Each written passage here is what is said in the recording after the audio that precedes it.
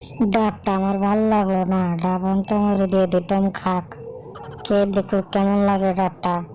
এই নাও টম, তোমার তো গলা শুকিয়ে গেছে, ডাবটা খেয়ে নাও।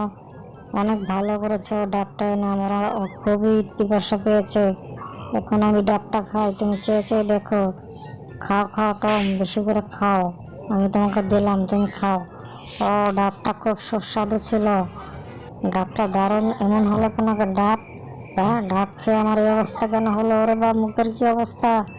হ্যাঁ, এটা কি খাওয়ালি রে জলি? আমার অবস্থা কি হলো? আমার তো নিজে নিজে চিনতে পারতেছি না। তাড়াতাড়ি পালাই এখান থেকে, এটা আমার বুঝে ফেলার আগে তাড়াতাড়ি পালাতে হবে। দৌড়ে পালাই। এই তো অনেক দূর চলে আসছি, পালা পালা। এবার গাছের উপরে উঠে যায়, অনেক দূরে যাই, পালাই।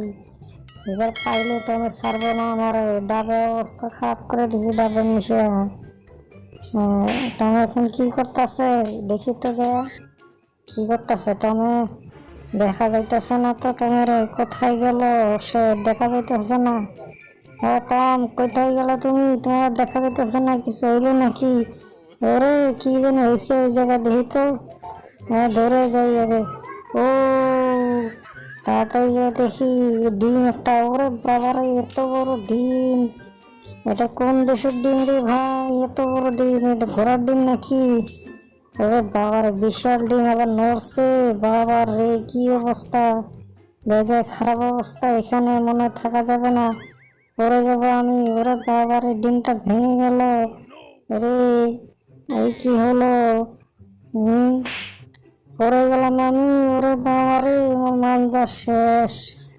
হ্যাঁ, কি তুমি কে ভাই? তোমার চিনতেছি না বাবারে, এত বড় দানব কোথা থেকে এলো? ভেতরে কে? ওরে বাপু রে! মা মা, তোমার আমি এসেছি, তোমার সন্তান আমি। কি আমাকে মা বলছে? হ্যাঁ, তোমার ছেলে আমি, দেখো বড়